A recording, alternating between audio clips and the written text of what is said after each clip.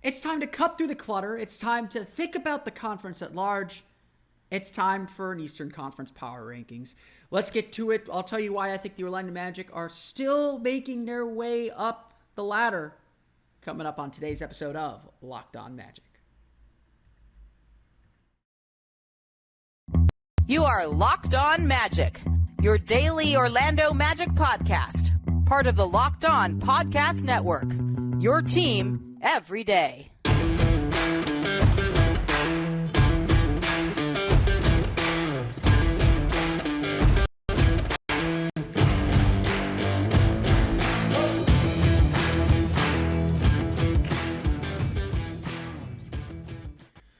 And you are indeed Locked On Magic. Today is August 24th, 2022. My name is Philip Rossman-Reich. I'm the expert and site editor over at OrlandoMagicDaily.com. Of course, follow me on Twitter at PhilipRR_OMD. On today's episode of Locked On Magic, we're going to take our time and begin thinking about the Eastern Conference as a whole. We're going to do an early power rankings of the Eastern Conference, who the contenders are, who the teams in the middle are, and of course the teams bringing up the rear, and why the Magic are probably still in that third group. We'll get to the Magic later on in the show, but I want to kind of take a macro look at the entire conference. We'll get to that coming up here in just a moment. But first, we want to thank you again for making Locked On Magic part of your day every day. No matter when you listen to us, whether it's first thing in the morning, whether it's right when we upload, we truly appreciate you making Locked On Magic part of your day every day. Remember, there's a great Locked On podcast covering every single team in the NBA. Just search for Locked On and the team you're looking for, the Locked On Podcast Network. It's your team every day. Like I said earlier, was it this week or last week? All days end in Y for me. As the great John Denton used to tell me, every day is Tuesday during the season. It's a time to be optimistic about the Orlando Magic. Please be optimistic about this team. Believe this team can accomplish everything that it can accomplish. I know I talked about it last week. I think I just reshared that podcast. Beauty of the offseason. Everything's evergreen. But this is the time to believe in the best version of this team. So before we dive into how I look at the Eastern Conference right now and where I think teams are slotting in, I want to start by saying this. Let's start with the Orlando Magic. There is 100% a universe where this Orlando Magic team makes the playoffs. The difference between winning 25 games and 35 to even 40 games is not a huge leap. Just look at the 2019 Orlando Magic. Seriously, just look at the 2019 Orlando Magic. They were dead in the water at 20-31 and finished that season 22-9 to get to 42 wins. None of us saw that coming, and as it was happening, as we saw the Magic climb the standings quickly, make a surprise run of the playoffs because most of the playoff field is set by midseason, that was a really incredible thing that team did. That was a fun season. It was a fun team. It was a fun group. And yes, we knew they weren't winning a championship. We knew they weren't getting out of the first round. But the 2019 season is one we should hang on to. And there is no reason to ever, that team, the Heart and Hustle team of 2000, those teams should teach us all that if things break right, if everything comes together, if everyone buys in, getting an 8 seed, sneaking into the playoffs, it's in quotation marks, is absolutely doable. One of the big things one of the quotes from a coach during the time that I've covered the team that's always hung with me is I remember asking Scott Skiles after the Magic finished the season that he coached, saying, yes, there's disappointment because the team started off so well. They were in such great playoff positioning. They had a good chance of making the playoffs that season, breaking through. But, still, they improved by 10 wins. There was significant growth. How do you take that next step? And I remember he turned to me and said, look, getting from 25 to 35 wins is easy. Getting from 35 to 50 is hard. So I look at this team, the 22-win team last year, and yes, we'll get into why I think the Magic are still kind of grinding a little bit, but the Magic have their work cut out for them, obviously, to take that next step, but it is 100% possible.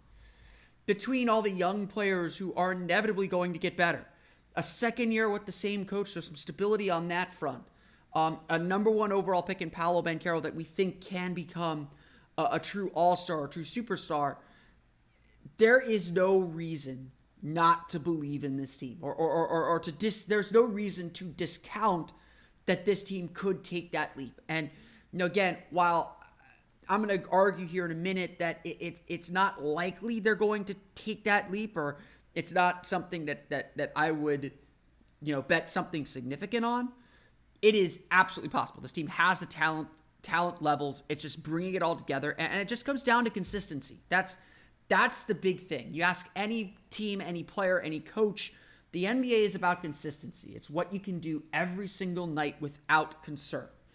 And young teams are inconsistent. That's just how it is. Young teams do not have that level of consistency yet. And that's where we're going to dive into this Eastern Conference and why teams slot where I'm going to slot them, from the top to the bottom to the middle to wherever. It is about what you can count on every single night. It's about what you can believe in on a regular basis, on a random Tuesday in January, as much as a TNT game in March. You need teams, you need players that are going to bring the same level of intensity every night. And that's why I think the Eastern Conference, the top of the Eastern Conference, is really about four teams. There are four true title contenders. I'll grant you a fifth, but that fifth team is a mess, as we'll get into here. The true title contenders in this Eastern Conference are Boston, Milwaukee, Philadelphia, and Miami. And I don't think you can argue that all four of those teams don't have winning the championship as their main goal. All four of those teams should believe that a championship is within reach. And that's how they should approach the season. Obviously Boston went to the NBA Finals last year. They finally had the breakthrough, got to the finals, and fell short. And they're still they're not an extremely young team, but they're still a young team. And that's going to be a moment of extreme growth for them. That's going to be a moment where they are trying to pick up the pieces and trying to understand how to get better.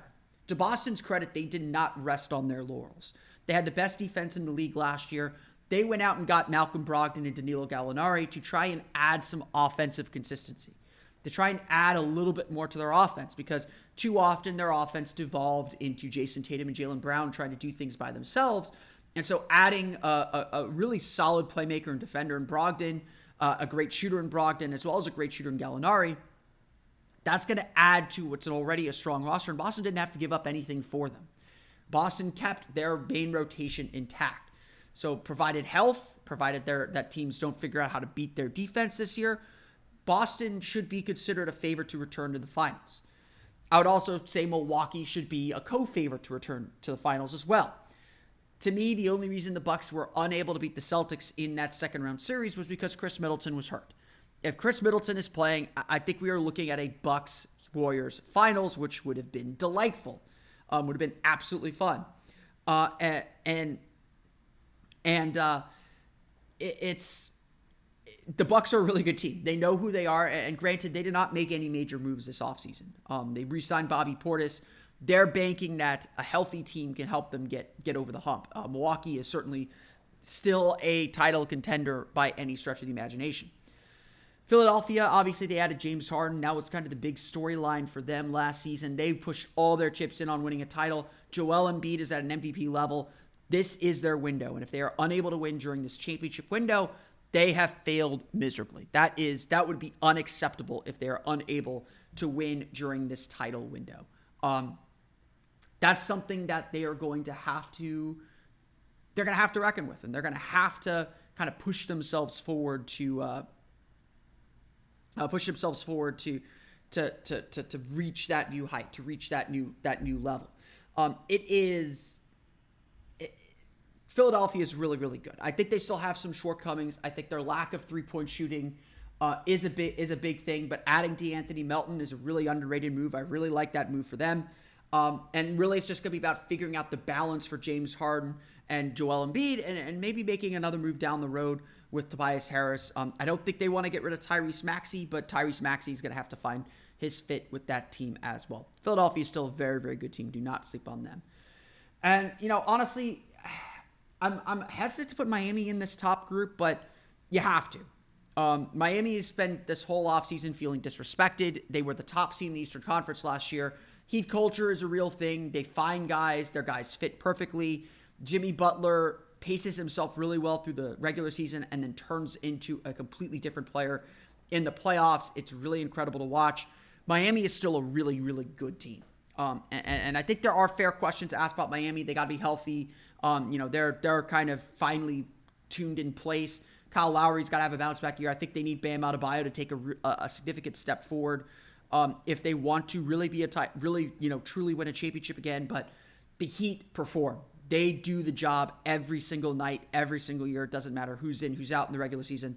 They do the job, and I think you got to respect them for that and give them the flowers.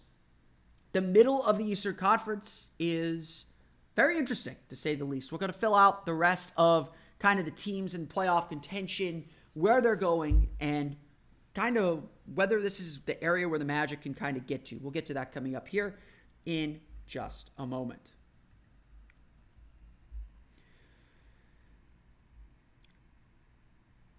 But first, summer is coming to a close here. You might be thinking about that last road trip, Labor Day coming up, of course.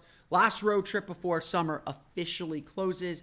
And you're hanging out with some friends. And yes, having a good time, maybe putting back a few drinks. Well, a few can become a few too many very, very quickly. And as the evening comes to an end and people start to head out, you think of calling for a ride. You think of making your way home. But nah, you live nearby, you can make it home. It's no big deal. Well, what are the odds you'll get pulled over anyway? And even so, what's the worst that could happen? Your insurance goes up, you lose your license, you lose your job, you total your car, you kill someone. These are the simple decisions that people make that can have big, big effects. So make the right decision. Everyone knows about the risks of driving drunk. The results are tragic and often deadly. However, that still does not stop everyone from getting behind the wheel while under the influence. That's why police officers are out there right now, depending on what time of day. I mean, I'm recording this in the morning, so I doubt they're out there right now. But right now, looking for impaired drivers on our roads to save lives. So if you think you're okay to drive after a few drinks, think again. Play it safe and plan ahead to get a ride. In this day and age, how could you not? It's super easy to call a ride and get home safely. It only takes one mistake to change your life or someone else's forever. Drive sober or get pulled over. So let's dive into kind of the meat of the Eastern Conference. If you're the Orlando Magic, you're not thinking about title contention right now. Maybe if you're thinking about title contention for the Orlando Magic, you're thinking by 2030. That's a joke. But you're thinking a few years down the road. You're not thinking about the 2023 season as the year the Orlando Magic are going to win a title. That's just life.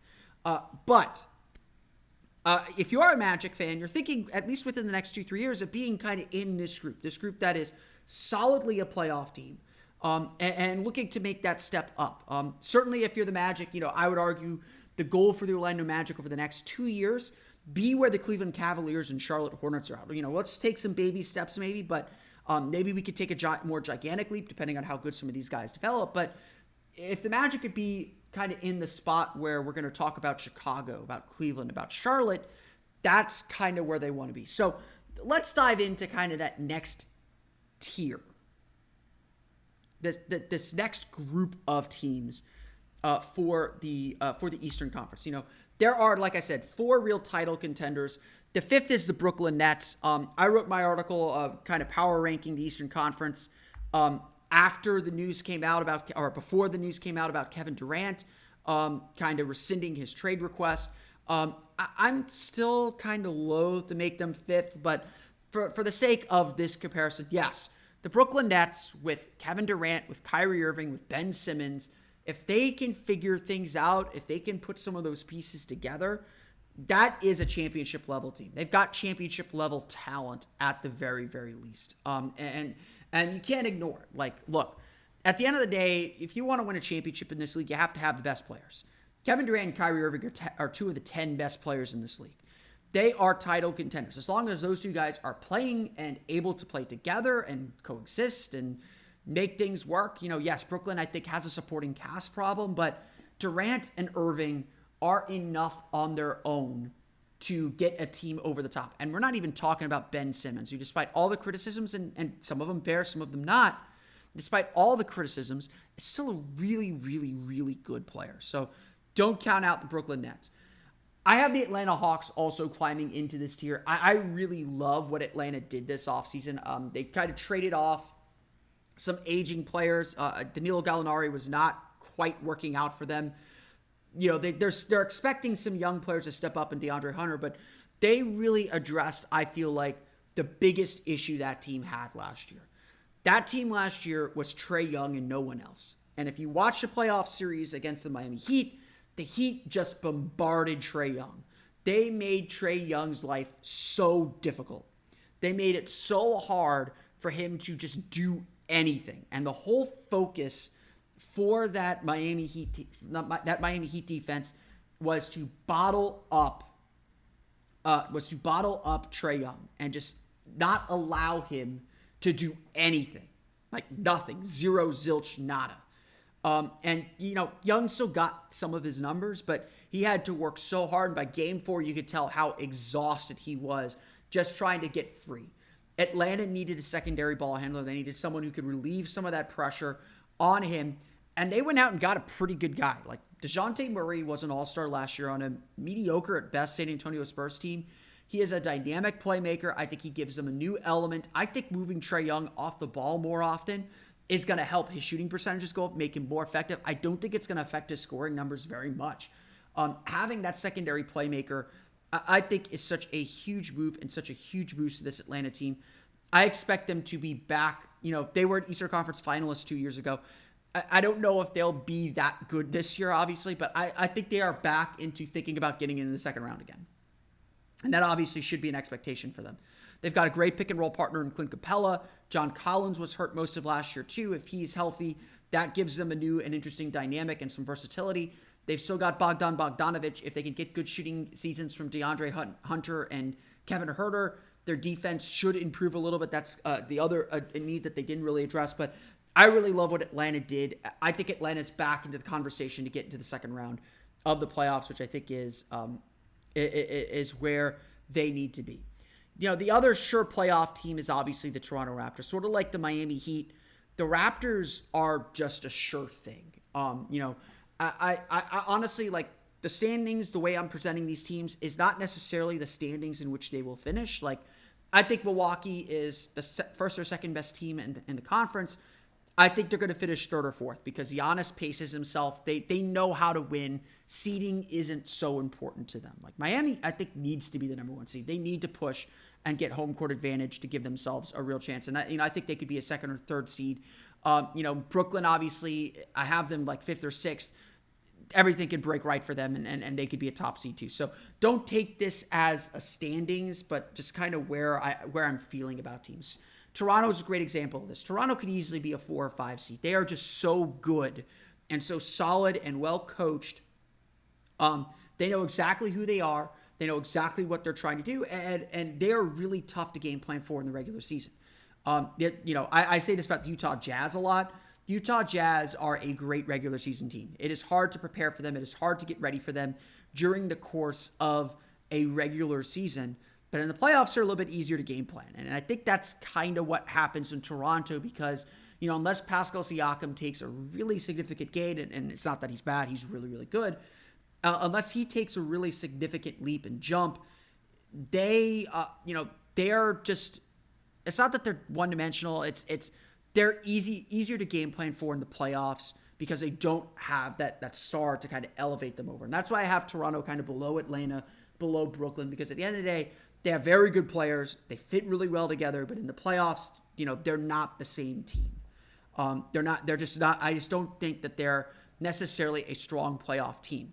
Again, like you drop a Kawhi Leonard on that team, then all of a sudden they are a title contender. That's how good their supporting cast is. And if they could ever marshal their resources to go out and go get another Kawhi Leonard like they did in 2019 or for the 2019 season, they're back into title contention. That's how solid they are. They're going to be in the playoffs. They're just, unless, they just get so hit with injuries. But they're just really, really good. The other teams I want to highlight in this part are the two teams that I think the Magic should be aspiring to reach. The Cleveland Cavaliers and the Charlotte Hornets. I have them ahead of Chicago. We'll talk about Chicago in the next segment. I do like Chicago a lot too, and I think Chicago is a clear playoff team as well. There's just something about them that doesn't feel right. Cleveland and Charlotte are the two teams that I think could really spoil things in the Eastern Conference for somebody this year. Cleveland had their breakout year last year. Darius Garland jumped into becoming an All-Star. Jared Allen jumped into becoming an All-Star. Evan Mobley was a Rookie of the Year candidate in a very good rookie class. This was a really good and well put together team. They did it mostly without Colin Sexton. It's not clear where he's going to end up and what the deal is with him. He has not yet signed his qualifying offer or his contract with the Cleveland Cavaliers. I really like Cleveland and the direction they're going. They're playing it smart. They didn't try and push all their chips in. They're going to let this young group kind of figure themselves out for another year, see if they can repeat last year's results, see if they can get a little bit better. And then I think they're going to be real big players on the trade market again to try and find a way to elevate themselves to that next level. And again, a lot of it has to come from internal development. What Cleveland did last year is what Orlando hopes to do this year. They hope to be a team that everyone looked over, said, oh, they're young, they're not ready yet, and made a pretty big leap. I remember sitting here looking at the schedule at this time last year and saying, hey, look, if the Magic are in the playoffs toward the end of the season, they got 2 games against Cleveland, those could be wins. Those could be nice little games to build some momentum and get themselves in the playoffs. Now, obviously, the Magic weren't going to be in the playoffs, but I was just kind of doing that as a for instance. And while Orlando almost won both of those games, they did win the one in Orlando. Cleveland, those turned out to be like really nice games. Cleveland turned out to be a really good team and a really good opponent, and a really tough game for the Orlando Magic and for a lot of teams around the league. So Cleveland is definitely a team to watch. Charlotte is in a weirder place, but I still think what Charlotte has done over the last 2 years is, again, a place where the Magic want to be within the next year or the next 2 years. LaMelo Ball was immediately dropped onto that roster and elevated that team's offense. They became one of the best offenses in the league. They made the play-in tournament each of the last 2 seasons. They were unable to get over the hump and into the playoff field. But they have some really good things working for them. Terry Rozier, Gordon Hayward, LaMelo Ball, great offensive trio. They're able to score pretty effectively. They were, again, one of the best offenses in the league last year. Where they fell short was their defense was really bad. And that's why I think the biggest addition that Charlotte made this offseason was Steve Clifford. Like, we all know what Steve Clifford can do to a team and its defense. He can elevate that team into a playoff contender very, very quickly. And if they are willing to buy into the defensive discipline, this is the most offensively talented team that I think Steve Clifford has ever coached. He has had a lot of teams that had offensive shortcomings, so defense had to be his focus if they were going to win. This Charlotte team should be very, very good. This Charlotte team, if they can buy in defensively, they can be very, very good. Obviously, the one thing detracting from them is they're missing a huge piece. And I don't want to reduce this to basketball because it's very serious what happened with Miles Bridges. He was arrested and I believe a charge with domestic violence. He is still unsigned. It's not really clear what the Hornets are going to do with him. Again, I don't want to reduce this just to basketball because it's such a serious thing. But on the basketball court, that is a major loss for the Hornets. Again, it's a really bad situation, and you hope justice is done one way or the other. But on the basketball court, certainly a big loss and could cost Charlotte a chance to take that significant step forward because they haven't replaced him. They haven't done it. They haven't replaced that production on the court, and he was a big part of what made the Hornets interesting and unique last season. We're going to get into the teams that are kind of on the way down or not really sure what they're doing. We'll talk about them, plus the bottom of the standings and why the Magic and the teams at the bottom of the standings aren't so mad about it. We'll get to that coming up here in just a moment. But first, a quick word from our pals at BetOnline. BetOnline.net is the fastest and easiest way to check in on all your betting needs. Find all your favorite sports and events at the #1 online source for odds, lines, and games. Find reviews and news for every league, including Major League Baseball, NFL, NBA, NHL, combat sports, esports, and even golf. BetOnline continues to be the top online resource for all your sports wagering information. From live in-game betting, scores, and podcasts, they have you covered. They even have futures now up for Paolo Banchero's season. You can bet his over-under on points scored and rebounds. Plus, I'm sure the Rookie of the Year odds are up as well. Head to BetOnline today or use your mobile device to learn more about the action happening now. BetOnline, where the game starts. I hope it's clear at this point that the Eastern Conference is super competitive. I think we're 9 teams deep into the Eastern Conference right now. I got 6 teams left.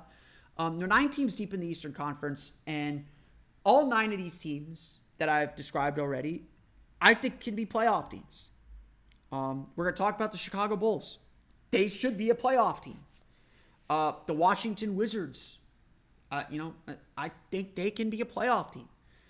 I will not put it past the Indiana Pacers, the Orlando Magic, or the Detroit Pistons to make sizable enough leaps to get into the conversation. We are, I think, truly talking about, what the Western Conference was maybe 5-6 years ago, where all 15 teams enter the season believing they have playoff-capable rosters. And I think that's a testament to how much more competitive the Eastern Conference has gotten, and honestly, just how much smarter general managers and executives are around the league. I don't think you see a lot of general managers, a lot of executives pitting themselves with bad contracts or kind of keeping themselves from playoff contention. I also think, yes, there are now 10 teams that make the postseason with the play-in tournament existing. And that makes it significantly easier to make the postseason, to make a playoff push. But that's also by design. If the NBA wanted the play-in tournament to stop tanking or stop out and out tanking at the beginning of seasons, to kind of shift what I like to call the point of pain later in the year, so there's more competitive games longer into the season, then it has been a huge success. I like the play-in tournament. I think it's a great idea. But we'll start here now. We'll kind of resume our look at the Eastern Conference. There are 3 teams that I think their futures are in major flux. And what they decide to do will depend on how this season turns out. I think the Chicago Bulls are the best situated of these teams, of these 3 teams I want to talk about. I think they are a playoff team. They have playoff talent. I just don't think they're much more than a first-round exit. Look, Chicago's main goal this offseason was to re-sign Zach LaVine. And before Alex Caruso and Lonzo Ball's injury last year, the Bulls were the nice story of the league. They were like 3rd or 4th in the Eastern Conference. They had a real chance to be home court and to be kind of a really good story. But that team, injuries slowed them down and knocked them down to the 6th seed, and they were easily dispatched by the Bucks. That team has a ceiling, unfortunately, I think. LaVine is a really special scorer. DeMar DeRozan had a really nice year last year. He's going to have to repeat that. They're going to need more from Nikola Vucevic. And then they got to get healthy. They got to have Alex Caruso. It's not clear yet if Lonzo Ball is going to be ready for camp and ready to play at the level that he was at the start of last season. And losing those pieces hurts. Now, I really like them adding Goran Dragic. I think that's a good veteran piece to have, a good veteran player to have to kind of help stabilize things and help manage games. But again, you get to this part of the standings, and yes, they might have a playoff-capable roster, but it's going to depend on their success or failure this season is going to depend on injuries and whether players on their depth chart step up. Their lack of depth could be their fatal flaw. These teams have flaws. I would say the same about the Washington Wizards. If Bradley Beal is healthy, they're a really dangerous team. Kristaps Porzingis was a good swing because the Wizards know they have to keep Bradley Beal. And so they have 2 star-capable players. As much as people want to hit the Mavericks version of Kristaps Porzingis, he still put up some numbers. He was still pretty solid, and he had a nice run to end the season with Washington, although not playing a ton with Bradley Beal because of his injury. The Wizards kind of lack depth around them, and that's probably going to be why they missed the playoffs this year.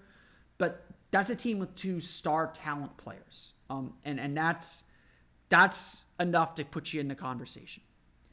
The team I can't figure out what they're doing or what their purpose is the New York Knicks. I think the Knicks, out of all the teams in the Eastern Conference, the Knicks are the team most stuck with where they are. Now, Julius Randle could bounce back and have the kind of season he had in 2020. RJ Barrett is showing some tremendous growth. He could continue to grow in a significant way. Jalen Brunson is a solid scorer. I don't think it was necessarily smart to give him all that money. I thought that was, I'm not sure exactly what that was. And yeah, if New York gets Donovan Mitchell, then everything changes for that franchise. They still have a lot of nice veterans, so they're going to be a tough out, but I find it hard to believe that the New York Knicks are any closer to winning a championship or got themselves closer to winning a championship this season. I find it hard to believe that they are a consistent playoff team, and if that, they are a first-round exit. I think that they need to go make a big splash, and that's scary for the Knicks because they've always had a hard time convincing teams to go. They need Donovan Mitchell, and the desperation of their need for Donovan Mitchell is really obvious, and that's not a strong position to bargain and to make trades. The 3 teams at the bottom, you've been waiting all podcast long for me to talk about the Orlando Magic. I'm going to make you wait one more team. Everyone believes the Indiana Pacers are a team that's likely to tank this year. I'm not buying it completely. Now, they could end up, all 3 of these teams, the Pacers, the Magic, the Pistons, by mid-March, late March, early April, yeah, they might be out and out tanking. It depends where they end up in the standings. But all 3 of these teams, I think, should believe that if their talent coalesces, if they have really nice starts, if they get on a little bit of a run, they have a nice little stretch, they could be playoff teams and the outlooks for their season can change. A lot of people kind of assume the Pacers are going to end up tanking this year, but look at that roster. Yes, there are depth issues. They don't have a lot behind their main guys, but Tyrese Halliburton, Buddy Hield, Miles Turner is a really, really good place to start. Those are 3 veteran players, more veteran players than the Magic have than the Pistons have. And that's going to make them more competitive than I think people believe. Again, I'm not expecting the Pacers to make the leap. In fact, if things do fall out, if Halliburton has to miss 15, 20 games, if Turner misses a bunch of games like he usually does, Isaiah Jackson's okay, but they could easily fall down to the bottom of the standings, finish 15th. I don't think I wouldn't bet on them making the playoffs, but I think they have some really good young pieces. Again, you look at these 3 teams at the bottom, it's not like these are all teams restarting their rebuilds. These are teams 1 or 2 years into their rebuild, trying to just kind of figure out what pieces work together before they make that big leap, and all capable of making that big leap this year. I think all 3 of these teams like where they're at. I'm going to start with the Pistons next. They finished 5th. I think I have them 15th in the conference and my power rankings, and it's not because I dislike what the Pistons are doing. Cade Cunningham makes a huge leap. They're a really, really good team. Saddiq Bey is a fantastic shooter. I think they really got a lot out of him last year. Magic fans certainly know that better than most. I really like their draft. I'm not the biggest Jaden Ivey guy, and I'm not 100% sure I like his fit next to Cade Cunningham necessarily, but the talent's undoubtedly there. I really love their pickup of Jalen Duren. I think that was such a smart move and such a great guy to have as a role man for Cade, for Jaden, for Saddiq, for that whole team. But just looking at their roster, I think Detroit's roster just doesn't make a ton of sense. They got Isaiah Stewart, love Beef Stew. He's really turned himself into a nice player. They got Marvin Bagley, who had a nice finish to last season. They've got Jalen Duren. They picked up Nerlens Noel, which I thought was a nice veteran addition, but their backcourt is really, really thin. Yes, they have Cade. Yes, they have Ivy. But beyond them, it's going to get really, really dry. And so I think this team is just a bit imbalanced. So it wouldn't surprise me if the Pistons finish last in the Eastern Conference. I like where they're starting and what they're trying to build. But they got a few more steps to go before I think they can really start seriously thinking about things. And that brings me to the Orlando Magic. That brings me back to the team that we care about. I have the Orlando Magic 14th in the Eastern Conference in my power rankings. And it's not because I dislike what the Magic are doing. It's not because I dislike or I'm pessimistic about the Magic's future or even pessimistic about this team's season. It's really a statement that the Eastern Conference is really, really good, and really a statement of we know very, very little about this Magic team. We think we know some things. We like Paolo Banchero. Obviously, he's a rookie. You can't count on rookies. Rookies are rookies. You got to figure out what you have in him. We like, a lot of players. Franz Wagner, we don't know what steps he's going to take forward. Markelle Fultz is getting set to play his first full season after tearing his ACL, and had his first fully healthy offseason as far as we know. You've got Wendell Carter, who had a really nice year, probably the most consistent player on the team, and a really solid player at that. You don't know what you're getting out of Jonathan Isaac. They are extremely young, younger than any team that I probably described at this point in the Eastern Conference. And while, again, there is a universe where that team makes the playoffs and surprises everyone, where everything coalesces and everything clicks in a major way, and I wouldn't be totally shocked if that happens. But the odds are a young team with not a lot of experience, with few veterans to be stabilizers, a pretty significant history of injury. Health is a big issue for this Magic team. The odds are that team is going to struggle. And while I think they will improve over their 22-win season, I think they will end up in the upper 20s for wins. I think that'll be a more modest improvement, but a season where we will exit saying, oh, we learned a lot about this group. We know what pieces we have to go for next. Are they ready to go after the star? Maybe, maybe not. They got to do that in the next 2 years, I think. But we will have a better understanding of how to move this team forward and how to shape this team and how to take that next step over the course of the next season or two. This is a season, again, that's not about the wins and losses. It's a season about growth and development. And so they can do that and still end up 14th in the Eastern Conference, because the East is really just that good. Now, again, they could make that huge leap, but the odds are this team is going to struggle record-wise. There's going to be some frustrating nights. There's going to be some frustrating days, and it's going to be about finding little victories and finding little pockets and showing individual growth, and again, just getting that understanding of what this team needs next to take the leap.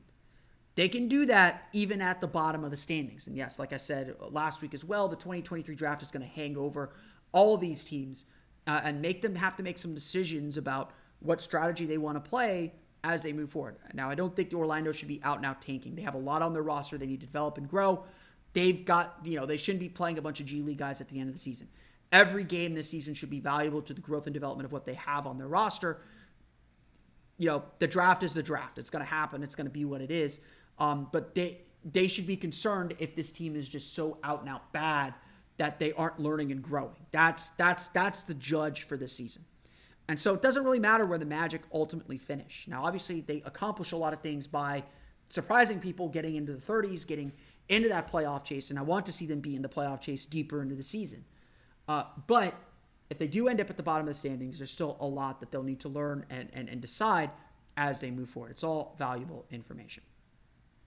That's how I see the Eastern Conference this season. It's going to be a really fun season. Like I said, I think the Eastern Conference has continued to grow and develop and it's become a really competitive conference. It is not going to be easy to win games against Eastern Conference teams. But that's good, dude, for me today. I want to thank you all again for listening to today's episode of Locked On Magic. Of course, follow me on Twitter at @PhilipRR_OMD. Subscribe to the podcast on Apple Podcasts, Stitcher, TuneIn, Himalaya, Google Play, Spotify, Odyssey, and all the fun places to download podcasts to your podcast-enabled listening device. For the latest on the Orlando Magic, be sure to check out OrlandoMagicDaily.com. You can follow us there on Twitter at @OMagicDaily.